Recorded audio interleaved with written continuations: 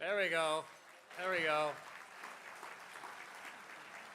Thank you. You are an amazing, well-disciplined crowd, all seated, ready to begin the program promptly. We have two governors in the house, which always creates a lot of energy. Good afternoon and welcome to Destination Medical Center's 10-year milestone luncheon. I'm Patrick Sieb, Executive Director of Destination Medical Center. If it sounds like I'm a bit out of breath, it's because I just came from a DMCC board meeting where the board asked questions, vetted, challenged us, and ultimately took action on 9 major infrastructure projects. And did that, and then took up discussion about things for future consideration, such as how can we be most helpful in advancing Bold Forward Unbound and many other community initiatives. But just to put a point on it, today's decisions, if approved by City Council, will support 3 new housing developments, providing 4 homes for 557 new residents. It will partner with 4 historic property owners who are choosing to invest their money with our support to restore, preserve, and enhance their historic property in this historic district of downtown. It will advance a shared lab concept which will create an environment for hundreds of med tech startups. Yes, all of these. And it advances Link Bus Rapid Transit, the first electrified bus rapid transit in Greater Minnesota, for its June groundbreaking, connecting neighbors and workers and visitors to jobs and government services, parks and entertainment. All told, DMC's commitments today will power more than $400 million of private investment. But most importantly, it'll power the dreams of inventors and innovators, of business owners and property owners, of risk takers and visionary city leaders. So, again, forgive me if I'm a bit out of breath. Which brings me to another point. Somebody noted that we are not calling this event a celebration. Nowhere in our literature does it say celebration. And somebody said, why is that? And I said, well, you know, if this were a football game and you're at halftime, you don't go into the locker room to celebrate, right? You don't go in the locker room to celebrate. Now, I was never on a football team, so I can only imagine what happens in the locker room at halftime. So I imagine that the team gathers and they hear first from their head coaches, the smartest people on the team who've guided this, and they hear from them, what was our game plan? What was our vision for this game? What was our game plan? And so today we're going to hear from Coach Noseworthy and Coach Dayton. And then I imagine, after hearing from them, we would see some game film. See what went well, what happened in the first half. And so we have some film narrated by Coach Rybeck. And then I'm guessing the team might hear from some specialty coaches. Talk about things to consider for the second half. And so we're going to hear from Coach Otley, Coach Williams, Coach Norton, Coach Tyne, Coach Wheelock, Coach Verlek. And then there's the coach whose only job is to inspire the team by making sure that we know the whole world is watching. And for that, we have a guy who the whole country knows as Coach Walls.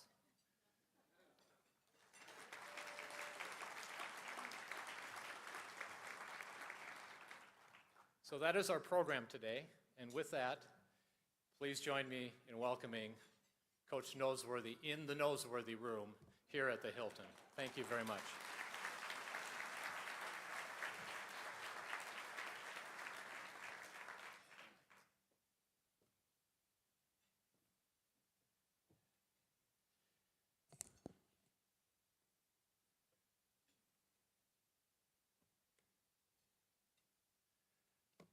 Patrick, when you get a little older, You won't always listen to what people tell you to do.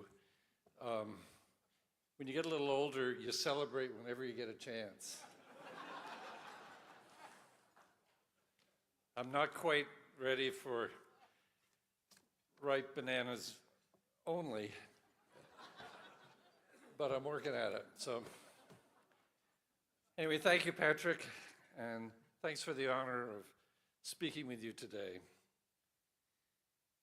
This Destination Medical Center journey has been the work of many, many people for many years. We won't even try to name them all, and as I've told a couple of you, your names have been removed by the editors because we would always forget somebody. But you know who you are. At the heart of the DMC story is acknowledging that for decades, Mayo Clinic has been a national treasure, and increasingly in the modern era, an international treasure. At its heart, DMC was and is a commitment to ensure that the infrastructure necessary to enable such future success is in place. And Patrick, thank you for giving us that preview of what's coming. Let's review for a minute. In the prime of their careers, the Mayo brothers and their colleagues provided unmatched medical and surgical care to patients suffering from serious illness. Their guiding principles were always that the needs of the patient comes first, and teamwork, that care is best delivered by union of forces, in Dr. Will's words. As their reputation grew, so did the flow of patients to Rochester, Minnesota. Dr. Charlie created the nation's second community college, RCTC, to help provide the workforce. And it was Dr. Charlie's idea to build an airport in Rochester to ease the arduous journey of getting here.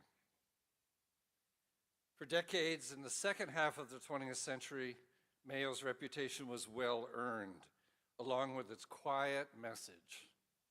Mayo was an idea, a so-called city on the hill, a beacon of hope for patients.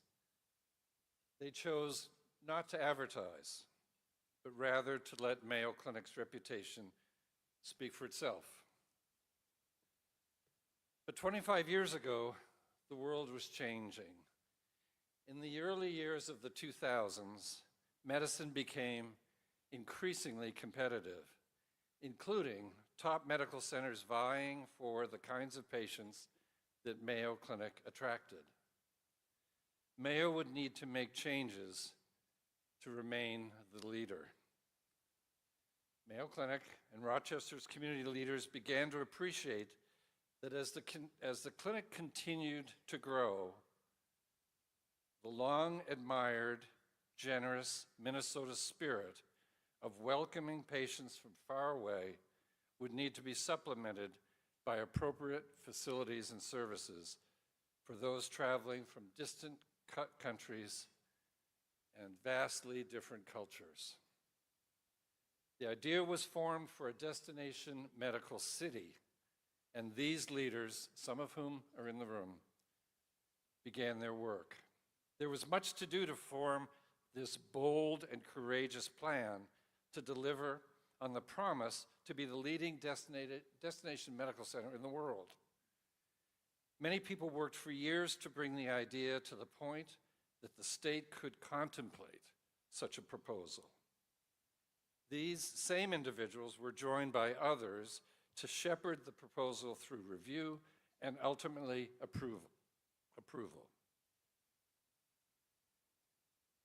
It all sounds easy if you say it fast.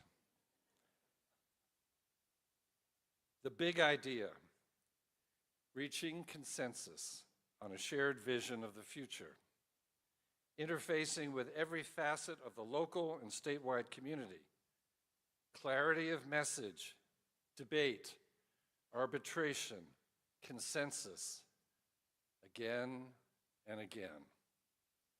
But collaboration is a grind. The stakes are high for everyone. It's hard work, fueled by the possibilities of improving the lives of our patients and of our communities. There have been frustrations, mistakes, apologies, regrouping, highs and lows, nail-biting tension, and agonizingly long days. This measured, patient, consensus-seeking methodology has been ongoing every day for the last decade, and many of you are the architects of this amazing transformation. You and countless others within our community and across the state have moved heaven and earth, first to get this bold DMC plan reviewed and approved at the state level, and then day after day after day, working your magic to bring this plan to where we are today. The city of Rochester, Olmsted County, the state of Minnesota, elected officials, the philanthropic sector, the ecosystem of business leaders, researchers, and entrepreneurs committed to realizing the potential of our community. A virtuous goal that this rising tide would lift all boats, community, visitors, and patients, and the state broadly. You have done remarkable work. We are all grateful beyond words for what you have done. Again, too many names to mention, too many names to raise up, but one that I believe needs to be called out today is Lisa Clark. Where are you, Lisa?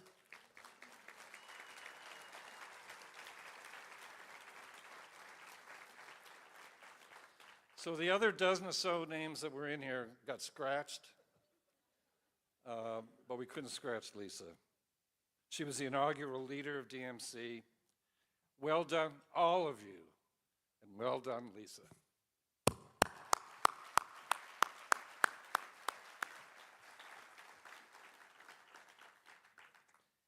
In parallel, over these last 20 years, your Mayo Clinic colleagues, some of whom are here today, have had their own arduous journey, and they too have reason to be proud. Healthcare had become a very competitive arena, and as I mentioned a moment ago, the clinic needed to adjust. While some were involved as pioneers in the early stage of DMC, the others were immersed in effecting a massive transformation of how the Mayo Clinic does its work and how it shares its aspiration to perfect the Mayo model of care in the modern era, fueled now by technology and healthcare data analytics. We needed to come together as a single nationwide healthcare institution. We called it One Mayo Clinic. We needed to re-engineer our work to improve our efficiency, deliver better patient outcomes, and strong financial performance so that we could invest in our community.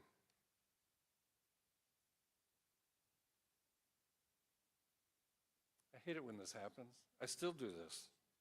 Excuse me, I've shuffled my papers.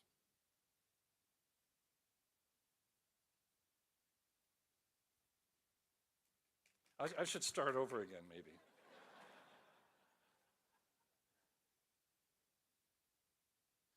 This is why you celebrate early and often in my age. So we needed to share the Mayo message with everyone, everywhere. And in the last 6 years, with Dr. Farrugia's leadership, used data to inform all aspects of healthcare globally. The Mayo staff have made this happen.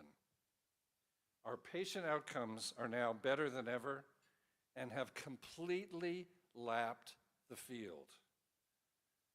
Thought leaders and patients everywhere agree that Mayo Clinic is the leader in healthcare. It is in a category of one. This remarkable performance has greatly increased the demand for our services. And because all of you, because of DMC, we will be ready.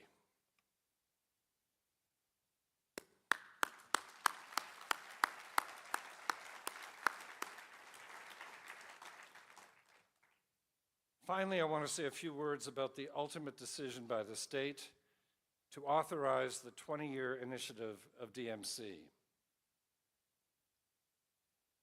This would never have happened without the leadership of Governor Mark Dayton.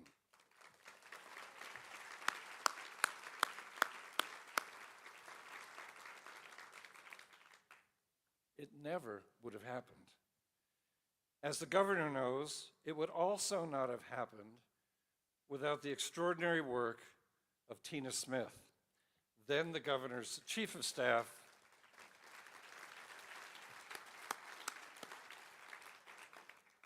and now one of our U.S. senators. The governor and his chief of staff listened, they understood, they shared our vision, they helped to paint the picture of our aspirations. They bought into the potential of DMC for Rochester, for Mayo, and for the state.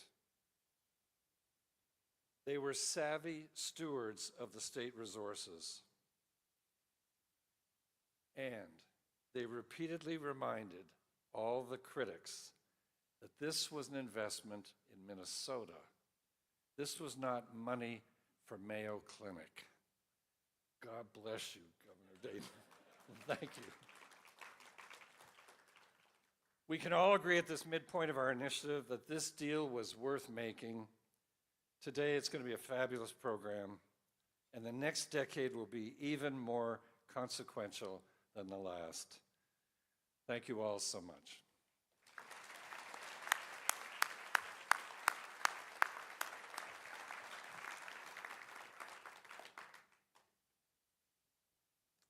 It's now my distinct pleasure to introduce our next speaker, Governor Mark Dayton. As I noted, Minnesota's investment in DMC would not have happened without his advocacy. Literally, we would not be here at this luncheon today if it were not for his leadership more than a decade ago. Governor Dayton is a son of Minnesota. His family brought leadership to our corporate ecosystem and as investors in community through generous philanthropy. After graduating from Yale and spending years as a teacher in New York, he dedicated his career to public service in Minnesota. He served as staff to then Senator Walter Mondale and as a legislative aide to Governor Rudy Perpich. He was appointed Commissioner of Economic Development. He served one term in the U.S.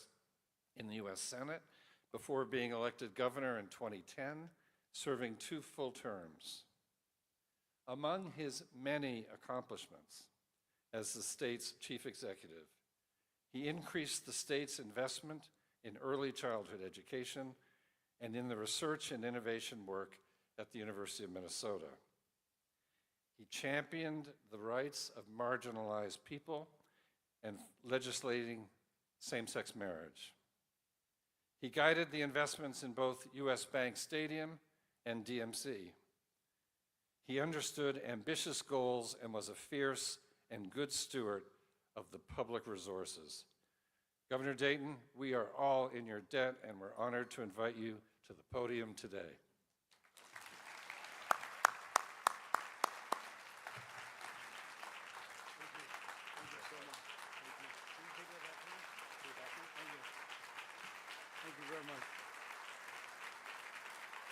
Thank you very much.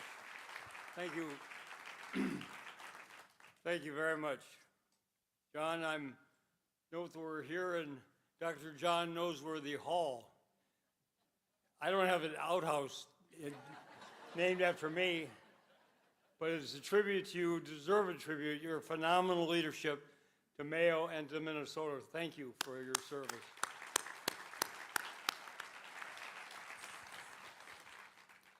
I'm delighted to be invited to speak with you today. Now that I'm retired, I'm delighted to be invited to speak anywhere.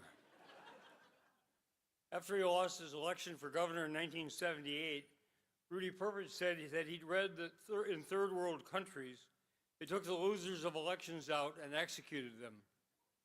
After he lost, he realized that was an act of mercy. Retiring from office is not quite the same, but close enough to let me appreciate its sentiments. But fortunately, I can look back on some very memorable successes, Mayo's Destination Medical Center being foremost among them. Actually, my support for Mayo Clinic preceded the DMC.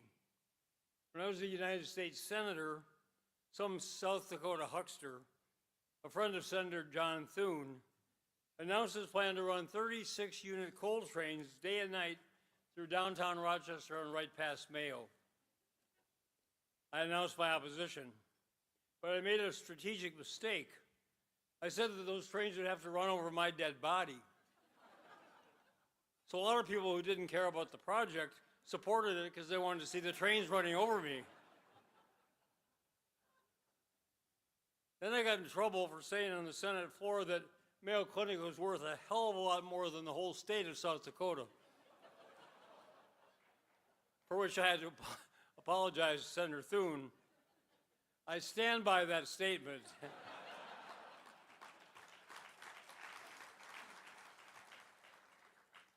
Fortunately, the Bush administration came to the same conclusion and rejected the proposal, thus preserving Mayo's sanctity in my body. As governor, I was even more aware of Mayo's supreme importance to your city and our state. Back then, and I'm sure the numbers only increase, your citizens and businesses contributed far more annually to the state treasury than you receive back in city, county, and school aids.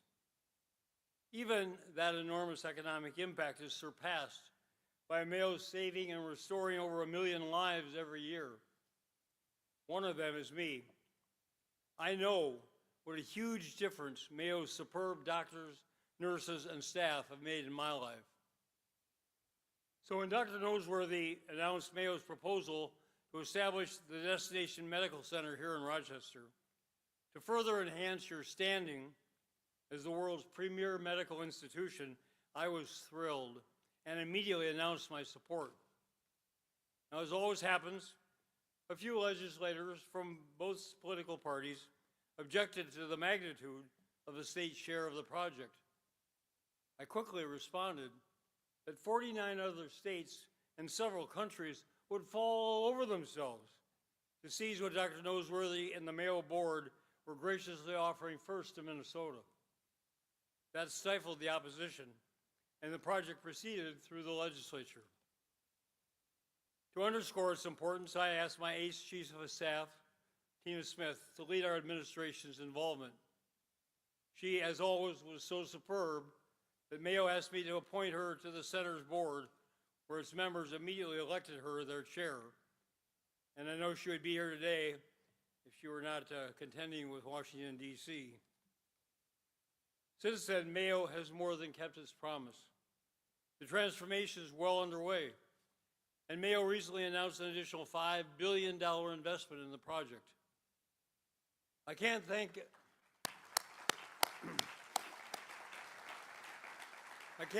enough Dr. Noseworthy, Dr. Fruja, and Mayo's board for their visionary leadership.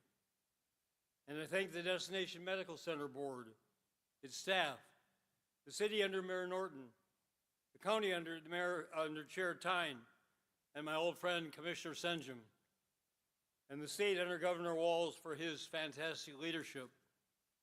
We're bringing this pioneering vision into reality, as we can see, trying to get here today. It is the epitome of a fantastically successful private-public partnership. The DMC reports that its investments supported over 1,300 jobs in Rochester last year, which paid over $82 million. Statewide, it's almost 1,600 jobs and $100 million annually. The DMC is revitalizing downtown Rochester. Your city has an expanding, dynamic economy with new infrastructure and public spaces that will benefit everyone. The Destination Medical Center has also enabled Mayo Clinic to expand its world-class operations in Rochester, reaffirming its position as the #1 hospital in the world. What a phenomenal record, and you're only halfway there. Mayo Clinic is a transcendent star for our state and our nation. You're the exemplar for how medical care should be administered and provided in our country. Millions of people are alive and live better lives because of your excellence. From all of us, thank you.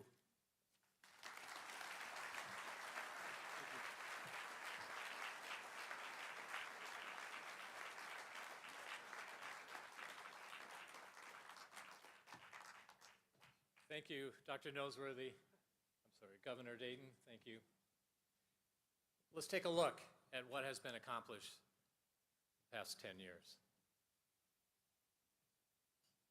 Minnesota made a big bet on Rochester, but it wasn't a risky bet.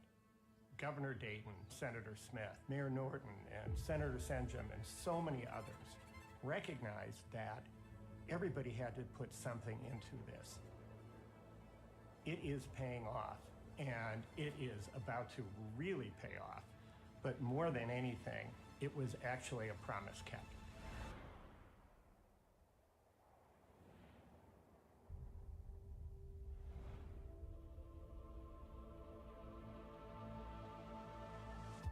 Destination Medical Center is, in my mind, the perfect fusing of political leadership, business leadership, civic leadership, and neighborhood leadership, all coming together, seeing the differences, but mostly seeing there's common ground. Destination Medical Center was in large part about creating jobs, and that's absolutely true. Rochester has, because of DMC, dramatically outpaced its usual growth, but also outpaced the growth of any other peer city in this part of the country. But job numbers alone don't tell the full story. 15 city blocks that were vacant or underused are now filled and producing revenue for the city and vitality. 3 extraordinary public spaces, an upgraded Soldiers Field, an upgraded Peace Plaza, and a new Discovery Walk. Almost 400,000 square feet of research space. We doubled the number of people living downtown. Investments in partnerships in 10 historic buildings and their entrepreneurs. A 300% increase in the number of students graduating from the University of Minnesota Rochester, and now coming from many, many states. More than anything, the original goal of Destination Medical Center was to ensure that Mayo grounded their global campus in Rochester and grew it, and they delivered on that. Now, they're going much further than we ever would have anticipated to create a whole new future for service delivery that no one had envisioned. DMC has been instrumental in supporting Mayo Clinic's growth in Rochester, working together to partner on infrastructure, city spaces, public spaces has been critical to complement and support the work that Mayo is doing with our Bold Forward Unbounded Rochester initiative. What really has happened, especially with Discovery Square, is more and more businesses can relocate and grow in Rochester. Rion is a biotechnology company, and because of the fact that Destination Medical Center had come to be and this building had been built up as a hybrid academic industry collaborative space, it was a natural fit to put the company here. We really have the advantage of working with world-class investigators and even physicians that have unique expertise in a very specific domain. So I think it is an ideal time actually for influx of new biotech to come into this ecosystem to really continue to help foster growth of really the Rochester area. My wife and I greatly appreciate DMC's Historic District Infrastructure Investment Initiative and program that they've put together to help inject capital into these properties downtown. We see this growth of new properties, the university's growing downtown. There's this energy, there's this momentum, there's this growth. I'm so excited for what the future of this city has in store. I don't think people realize how many times throughout every day art impacts their life. It's one of those things that can be taken for granted. We've put some real focus into bringing families downtown, whether that's through events or ongoing programming, finding ways to make families feel like downtown is a place for them as well. It's not just a medical campus. We have great public spaces that are designed for people to spend time in and explore. The pipeline of jobs within healthcare is at every spectrum of the economy, from the very basic entry to the highest specialists. And so what's been especially important is the partnership with the University of Minnesota. Looking over the past 10 years and all that DMC has done from its launch until this point, I think the university has grown side by side with the growth that DMC has brought. Discovery Square itself, our presence there, along with amazing researchers who are doing cutting-edge work, is just a critical part of how DMC and the university grew together. We've grown from our first graduating class of just about 52 souls to, about 1,200 students who will be here next fall. In that same period, the expansion of physical facilities for DMC, for UMR, I think showcases how we are working together. As you look at what has occurred here in Rochester, it has really beat all expectations for what DMC was planned for.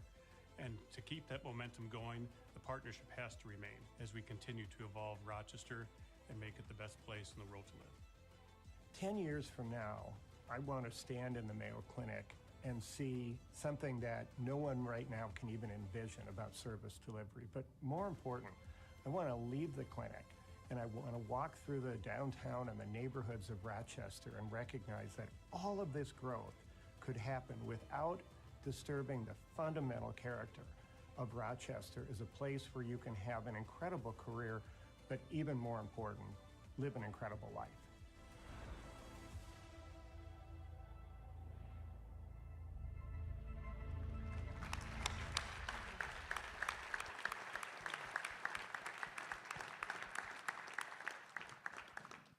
What an incredible day for Rochester, Minnesota.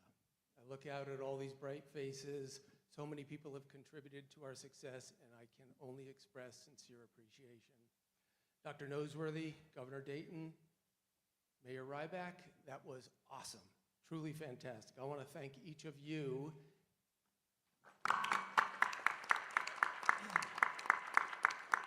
for the roles you played in the Destination Medical Center initiative, as well as another shout out to Lisa Clark and her partner, Jeff Bolton, at the beginning. And literally hundreds of our DMC family, of elected officials, civic leaders, investors, creatives, and ordinary citizens who have contributed to 10 years of success. Indeed, we are very blessed. I'm Clark Otley.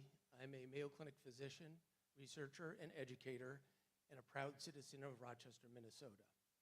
For the past 5 years, I've had the distinct privilege of being the president of the Destination Medical Center Economic Development Agency Board.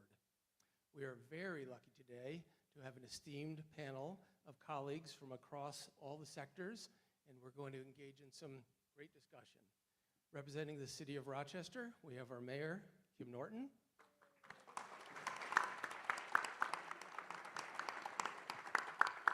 Representing the state of Minnesota, Deed Commissioner Matt Verlick. Representing Mayo Clinic, the Executive Dean of Practice, Dr. Amy Williams. Representing the DMCC, the Chair, Pam Wheelock. And representing Olmsted County, Commissioner Mark Tyne. Each of these leaders brings a very unique perspective that we're hoping to tap into today as we reflect on the success and forward-looking vision of DMC. Mayor, I'm going to start with you. You were on the ground floor at DMC, a legislator at the time, and you're an active participant today throughout the entire time. You also, as a Bush Fellow, spent 2 years studying cities and their public spaces around the world. We've developed multiple public spaces that have been enhanced, including Peace Plaza, Discovery Walk, and Soldiers Field. My question for you is, how should we be thinking about our role in shaping public spaces in America's City for Health in the next decade? Thank you for the question, and it's so exciting to be here with all the people who helped make this a reality and will in the future. One of the things we need to keep in mind as we develop a community is making sure that we focus on the people that live here, the people that visit here. So people-centered design in what we do moving forward is part of that, the infrastructure in America's city for health. And as I like to talk about, America's healthiest city, or at least that's my goal. We need to think about using co-design and having the people that live here help us make sure that the spaces meet their needs. And we've been committed to that up to this point, and I think that's part of our future too, is bringing everyone to the table. Connecting, partnering, and we've talked a little bit this morning in our board meeting about P3 partnerships. And I would just say beyond infrastructure, as we move ahead, we have to think about economic development, and we are with these P3 partnerships. So it's about our University of Minnesota Rochester and creating the future workforce. It's about continuing to be strong for Mayo Clinic and creating the biotech and biomedical industries for patents and the future of healthcare. So it really is everything. It's infrastructure, it's economic development, and I like to steal a couple phrases. We've come a long way, baby, but with all your help, the work has just begun. Fantastic. Thank you for those thoughts. Commissioner Tyne, I'm going to jump over to you. Thank you for your service on the DMCC board. You were just re-elected today to another significant role on the board. The health economy of this region not only affects Rochester, but affects the surrounding region and, in fact, the whole state. Great example would be United Therapeutics, which has developed a pig-to-human organ research lab in Stewartville.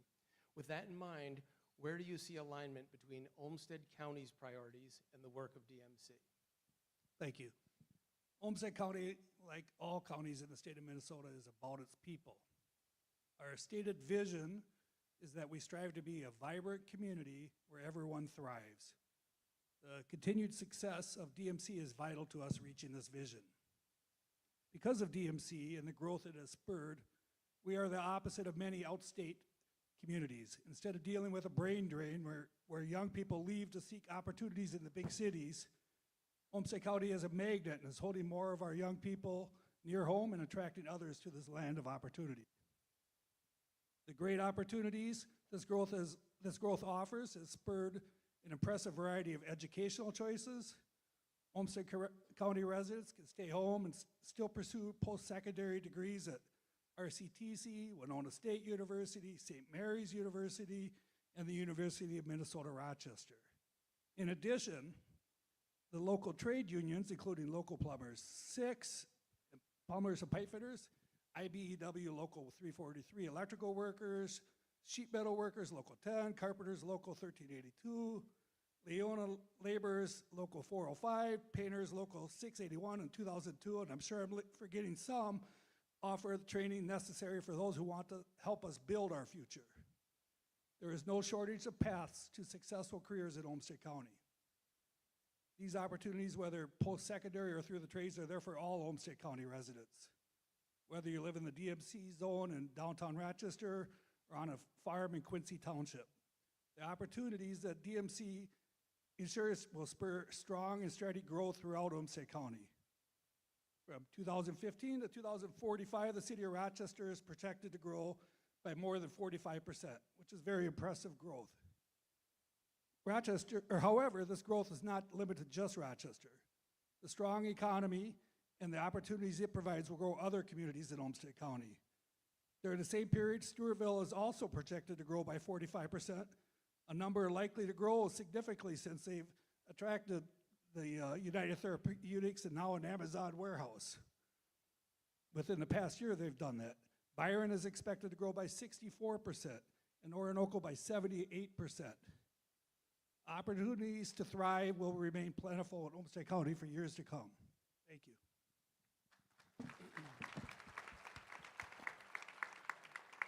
Thank you, Commissioner. Very, very inspiring words. Chair Wheelock, you have been, again, with the board through this whole journey since its earliest days, first on the DMC EDA board and now as its chair. I have to say, I and the board have very much benefited from your unique combination of career experience, including government, for-profit, and not-for-profit endeavors. Really a great sense of connectivity through those spheres. The question for you is, looking ahead, how can DMC be most effective in supporting Rochester growth and success in the years to come? Well, thank you. It's been quite a privilege and an honor to be associated with this effort. And it's amazing to me in the relatively short amount of time that I've been affiliated with DMC efforts, what a dramatic change that I've seen. And I grew up in Waseca, and many of my closest family members received their care here in Rochester at Mayo for decades. And I recall the experience of coming here decades ago to a lovely community, but not with the experience for either the patient or for the family member that you might expect of a city of this size with a health institution of this caliber. And it has changed dramatically in the last decade for sure, but the last couple of decades. And I think one of the recalls that I have is a foundation years ago that was considering where to grant funds for communities to create healthy communities. And what they would do as part of their process is they would convene a meeting with community leaders, private, public sector, school district, municipality, county, business leaders, philanthropy leaders, and they bring them all in the room, not to see if they would come, but to see how they engaged with each other. Were these authentic and strong relationships that existed in this community, or were many of them meeting for the first time? This is a community that through this initiative, with the investment of state funds to prompt and support a multi-billion-dollar investment, this is a community that has learned to work together differently, that thinks of itself in this space, in this state, in this country in a different way, that has developed their own capacity at the city, at the county, with other associated groups in the community to collaborate and find the synergy of shared and authentic strategic priorities to bind their work, to bring them together, to increase their willingness to take risks, to make this happen. And people might think that, you know, this makes so much sense just on the numbers. You've got a multi-billion-dollar investment, the tax consequences, the employment growth. These are complex things that are led and driven and decided by human beings who have multiple different factors to consider. And so one of the fabulous things to see is the authentic development of real collaboration, commitment, trust, and respect, and a redefinition of what the community's possibilities are. So our work now, as we refresh ourselves for the next 10 years, is to figure out strategically how to make the best use of the public funds to get the maximum long-term value for this community through innovation, redesign, systems that work in a community, and to be a partner and to participate with the public funding as a good steward. And I look forward to that. Fantastic. We really are one of the best communities in one of the best states in the country. We're so lucky. Dr. Williams, in addition to being my boss, you are a key leader at Mayo Clinic, now at the forefront of shaping the development of Bold Forward Unbound in Rochester. My question to you is, how has DMC helped Mayo Clinic realize its Bold Forward Unbound vision, and what will Bold Forward Unbound in Rochester mean for the future of patient care? Great question. And first, I want to thank you all for allowing me and this opportunity to be here today to celebrate DMC. This is really spectacular.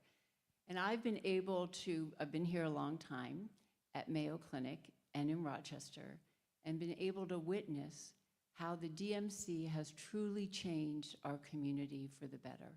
And we've heard a lot about that today, how vibrant the downtown area is, how people are coming to Rochester and the communities around Rochester, because there is so much here that they can take part in and feel that they're part of the community and truly aligned with what is happening in Rochester and how that leaves the entire community around Rochester and strengthens the entire state. Now, As far as Bold Forward Unbound, you all know, and you heard this from Dr. Noseworthy, that this is a $5 billion investment. And certainly Rochester, Mayo Clinic Rochester could not have done that without the DMC. The DMC has really helped the foundation so that we could be confident in that big of an investment in transformation. The goal is to transform healthcare, to really establish a healthcare society that truly improves patient outcomes and increases the entire experience for patients and for staff. And that's what Unbound is all about. And to make it easier for patients to manage their disease, and for those caring for them on the care team to make it easier to give them the best care possible. The DMC has built infrastructure to allow this to happen. Utilities, our transformation, the transport, all of the new buses that will be coming, our roads, you name it, new public spaces that we saw, new places that will educate our staff for the future, to give them the skills that they need to really be success in a new state of medicine and the delivery of the best health care. Our partnership is so important as we all move forward together. We will continue, because of what has happened now at Discovery Square, we will continue to see people from international areas, from different regions, come to Rochester to invest and to stay. So this is, and also to partner with Mayo Clinic to really innovate and find new cures and to help our patients and our community. So yes, in the future, we can't stop this relationship. It's got to continue to accelerate and to stay strong, because there will be some bumps in the road that will come our way, but we're strong enough to manage that. Thank you. That was perfect, Dr. Williams. Commissioner Verelek, you lead the state's economic development strategy focused on Minnesota's strengths: agriculture, clean energy, higher education, and of course, health and med tech. When recruiting new businesses to Minnesota, how important is the work that Rochester is doing to your message? Thank you. Love that question. And I want to say, just first of all, I know what it's like to be on stage when your boss is watching. Yeah, so I have the honor of serving as Commissioner of the Department of Employment and Economic Development because Governor Walz appointed me to it. But I'm just a temporary torch carrier of that job, and am proud to be here with some former DEED commissioners, including Steve Grove, who's over here. And I use plural because I know we heard all the superlatives of Governor Dayton's career: senator, governor, auditor, but also DEED commissioner. So excited to be with you as well. And Governor, I don't know if you remember when I first met you, I said, hey, I heard you used to run DEED. And what you said back to me was, no, it ran me. So it's an honor to be in this role now. And yes, the Mayo Clinic and DMC are such a key part of what we are able to tout about Minnesota, whether we are in Boston or Texas or Silicon Valley, but also around the globe. It is such a well-known feature of Minnesota. In fact, in a lot of international contexts, if you ask people, what do you know about Minnesota? Well, it's cold. You're the home of maybe where Prince and Bob Dylan came from, and the Mayo Clinic. And so that is a great calling card for us. Commissioner, you talked about the fact that you do not have a brain drain, but you are attracting so much talent here, which is fantastic. And it reminds me, speaking of these international experiences we have, being with Governor Walz on a trade mission to Japan, and it was the Midwest U.S. and Japan Association meeting where we had a whole bunch of governors, some from prefectures and then some from Midwest U.S. states. And so you had the U.S. governors, one after the other, getting up in there and saying, hi, I'm from Kansas, and we're from the heart of the Midwest, Kansas. And hi, I'm from Nebraska. We're the heart of the Midwest. I don't think South Dakota was there, by the way, Governor Dayton. I don't know what that was about. But our guy gets up and says, well, you all can have that debate. I'm Tim Walz, and I'm from the brains of the Midwest, Minnesota. And that's because of Mayo Clinic and other fine institutions. But in all seriousness, we see the impact in the numbers. When we put out monthly jobs figures from the department, Rochester is just killing it. And we love to see that. And then to see the spin-offs of other companies like Rion that we just featured there, like United Therapeutics. Sear Medical is a company that developed a wonderful technology so that people can be diagnosed for epilepsy at home instead of in a clinical setting. And they've achieved great success in their country, and they wanted to get a foothold in the USA, which they needed to do. And where did they choose to be? They chose Rochester. So just an example of the kind of things we're trying to do. And we are honored, of course, to be implementing the DMC work from the state side and eager to help achieve the vision of the remainder of the game that we're in here. Thank you. Thank you so much. Let's give another big hand for all of our speakers today. Thank you so much. It is now my distinct pleasure to introduce our Minnesota Governor Tim Walz.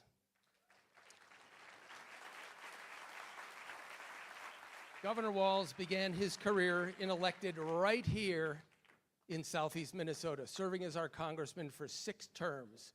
Both as our governor and our congressman, he has been a fierce advocate for Mayo Clinic, the city of Rochester, Olmsted County, and Minnesota's Medical Alley. As our staff has gone around the country and the world with Tim Walz, they have advocated with him and been very impressed by the energy that he brings in advocating for our state, our region, and our city.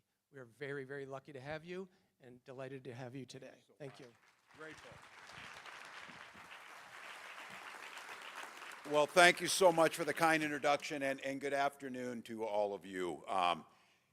Truly is a pleasure to look out and to see this room. And when I look across here, I think, and listening to what's just been presented, this is how Minnesota sees itself: as innovative, as collaborative, as helpful, as visionary, resilient. And this is how the world sees us. So when you talk about Destination Medical, there is the operational part of putting the buildings up, of doing those types of things. But it's also the sense of who we are. How do we identify ourselves as a state? What is our reputation internationally, as the commissioner said, but with our neighbors?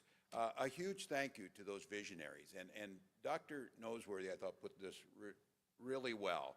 It sounds easy when you say it fast. And I have found this to be true. It is very, very difficult to find visionary leaders. And that doesn't mean there aren't good leaders, but many times the moment makes them more managers than anything else. And as our politics has seemed to have gotten smaller, risk aversion has become greater, but the challenges are becoming numerous.